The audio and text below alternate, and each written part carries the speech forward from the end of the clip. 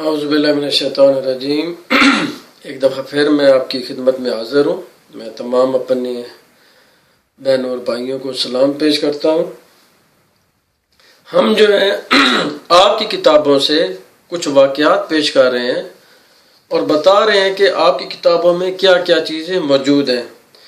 ان واقعات آپ کی خدمت سے عرض کرنے سے پہلے میں قرآن پاک کی تلاوت اس لیے عرض کرتا ہوں کہ آپ کو سمجھ آ جائے کہ اللہ تعالیٰ کی ذات کیا چاہتی ہے، اور جن لوگوں نے آپ صلی اللہ علیہ وسلم کی سنت کی مخالفت کی ہے یا ان کے حکم کو رد کیا ہے، وہ اللہ تعالیٰ کے نزدیک جو ہے وہ کس کیٹیگری میں آتے ہیں۔ سپارہ نمبر 3 ہے، آیت نمبر 31 ہے۔ اللہ تعالیٰ کی ذات اپنے پیارے حبیب کو مخاطب ہو کے کہہ رہی ہے کہ آپ فرما دیں اللہ اور اس کے رسول کی اطاعت کرو، اگر پھر وہ روگردانی کریں تو اللہ کافروں کو پسند نہیں کرتا۔ ایک دوسری آیت ہے، سپارہ نمبر 27 ہے، سورہ نجم ہے۔ اللہ تعالیٰ کی ذات اپنے حبیب کے بارے میں کیا فرماتی ہے؟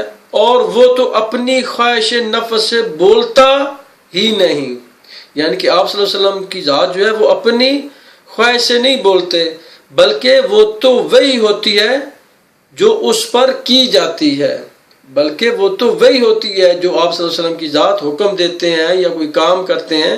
آپ صلی اللہ علیہ وسلم کی ذات جو ہے وہ اللہ تعالیٰ کے حکم کے بغیر کوئی کام نہیں کرتی۔ یہ ہمارے اہل تشیع کا عقیدہ اور یہ قرآن پاک میں موجود ہے۔ اب یہ جو میں ایک واقعہ آپ کی خدمت میں پیش کرنا چاہتا ہوں کہ اب یہ دونوں بہت بڑے صحابی ہیں اور بہت مشہور صحابی ہیں۔ میرا کام ہے آپ کو بتانا کہ بھائی اب آپ خود اس میں آپ کے اگر تھوڑا بہت بھی اگر آپ کے اندر ایمان ہے اور آپ ایماندار ہیں اور مسلمان ہیں سچے، تو پھر آپ خود فیصلہ کیجئے گا کہ ان اصحاب میں سے حق پر کون تھے اور کس صحابہ نے آپ صلی اللہ علیہ وسلم کی سنت کی مخالفت کی ہے۔ تو میرا کام یہ صرف واقعہ پڑھ کے آپ کو سنانا ہے۔ آپ کی کتاب ہے اور یہ واقعہ مسلم میں بھی ہے، بخاری شریف میں بھی ہے، اور بھی کتابوں میں موجود ہے۔ یہ باب ہے حج کے مسائل اور صفحہ نمبر ہے 574۔ اب آپ کا جو ہے نا ایمان ہے کہ آپ کس کو جو ہے پسند کرتے ہیں۔ واقعہ نمبر ہے 1569۔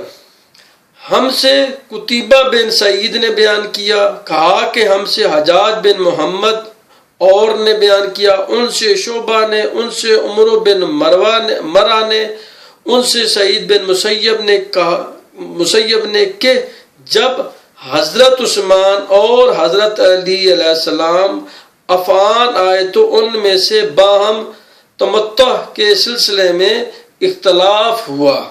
اب دونوں صحابہ ہیں، دونوں تمتع کے اوپر اختلاف کر رہے ہیں۔ تو حضرت علی علیہ السلام نے فرمایا کہ جس کو رسول اللہ صلی اللہ علیہ وآلہ وسلم نے کیا ہے اس سے آپ کیوں روک رہے ہیں؟ حضرت علی علیہ السلام کیا فرما رہے ہیں کہ جس کام کو رسول اللہ صلی اللہ علیہ وسلم نے کیا ہے بھائی تم اسے کیوں روک رہے ہو؟ اس پر عثمان رضی اللہ تعالیٰ عنہ نے فرمایا کہ مجھے اپنے حال پر رہنے دو۔ یہ دیکھ کر حضرت علیہ السلام نے حج اور عمرہ دونوں کو احرام ایک ساتھ باندھا۔ اب آپ خود اندازہ لگائیں کہ حضرت علیہ السلام کہہ رہے ہیں کہ بھائی جو کام رسول اللہ صلی اللہ علیہ وآلہ وسلم نے کیا ہے حضرت عثمان آپ اس کام سے کیوں روک رہے ہو؟ تو وہ کہتے ہیں مجھے اپنے حال پہ رہنے دو۔ اب نیچے جو تشریح ہے اس کی یہ بھی پلیز غور سے سنیے گا۔ عفان ایک مقام ہے مکہ سے 32 میل پر، یہاں کے تربوز مشہور ہے۔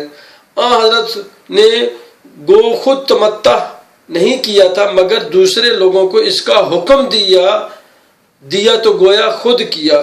یہاں یہ اعتراض ہوتا ہے کہ بیس تو تمتع میں تھی تو پھر حضرت علیہ السلام نے قران کیا، اس کا کیا مطلب ہے؟ جواب یہ ہے کہ قران اور تمتع دونوں ایک ہی حکم ہے، دونوں ایک ہی چیزیں ہیں۔ حضرت عثمان دونوں کو ناجائز سمجھتے تھے۔ ماشاءاللہ عجیب بات ہے کہ قرآن شریف میں صاف یہ موجود ہے کہ تمتع کرو، اور احادیث سیاستہ میں متعدد صحابہ قول بھی موجود ہیں جن سے یہ ثابت ہوتا ہے کہ حضرت صلی اللہ علیہ وسلم نے تمتع کا حکم دیا. پھر حضرت عثمان کو اس سے منع کرنا سمجھ میں نہیں آتا. اب آپ کو پتہ چل گیا ہے کہ قرآن پاک میں یہ حکم ہے کہ تمتع کرو، لیکن حضرت عثمان جو ہے اس کے خلاف عمل کر رہے ہیں، اس کے خلاف حکم دے رہے ہیں. حضرت علیہ السلام کے سمجھانے کے باوجود وہ آپ صلی اللہ علیہ وسلم کی سنت کے خلاف عمل کر رہے ہیں، بلکہ اس کو ناجائز سمجھتے تھے. اب آپ خود اندازہ لگائیں کہ حضرت عثمان جو ہیں آپ صلی اللہ علیہ وآلہ وسلم کے حکم کو ناجائز سمجھتے تھے. خدا کو حاضر ناظر جان کے میں یہ وہی الفاظ پڑھ رہا ہوں جو اس میں موجود ہیں کہ حضرت عثمان جو ہیں آپ کے حکم کو ناجائز سمجھتے تھے.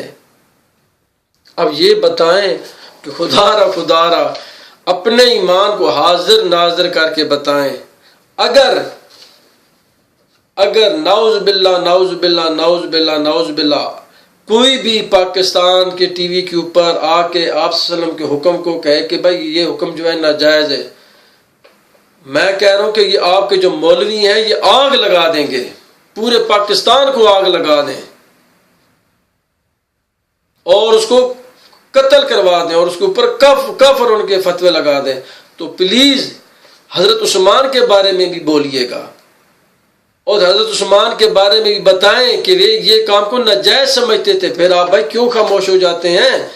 ایماندار جو بندہ ہوتا ہے نا، ایماندار، وہ ہر جگہ کے اوپر ایمانداری سے کام لیتا ہے. چاہے اس کا اپنا باپ بھی سامنے ہو نا تو وہ ایمانداری سے بات کرے گا. وہ یہ نہیں کہ اپنے باپ کو، رسول پاک صلی اللہ علیہ وسلم کی ذات کے سامنے جب وہ ایک عرب لڑکی لائے گی جس نے چوری کی تھی تو آپ صلی اللہ علیہ وسلم اس کے ہاتھ کاٹنے کا حکم دیا، تو بہت سب بڑے صحابہ تھے جنہوں نے اس بچی کی سفارش کی. تو آپ صلی اللہ علیہ وسلم نے کیا کہا تھا کہ اگر اس کی جگہ میری پیاری بیٹی بھی ہوتی تو میں اس کے بھی ہاتھ کاٹنے کا حکم دے دیتا. اب آپ اندازہ لگائیں کہ حضرت عثمان جو ہیں وہ آپ صلی اللہ علیہ وسلم کے حکم کو نعوذ باللہ ناجائز سمجھتے تھے. تو اب آپ خود اندازہ لگائیں جو بندہ ناجائز سمجھ رہا ہو اس کے بارے میں آپ کیا بتائیں گے؟ کیا یہ حضرت عثمان نے کام ٹھیک کیا تھا؟ اب حضرت علیہ السلام جو ہیں وہ حضرت عثمان کو سنت رسول کے اوپر عمل کرنے کو کہہ رہے ہیں، لیکن حضرت عثمان جو ہے وہ اس کی مخالفت کر رہے ہیں اور اس کام کو ناجائز سمجھ رہے ہیں. تو خدا را آپ یہ بتائیں کہ اب کون صحیح ہے اور کون غلط ہے. تو میں انشاءاللہ نیکسٹ ویڈیو آپ کی خدمت بنا کے پیش کرتا ہوں کیونکہ ٹائم ختم ہو گیا. خدا حافظ.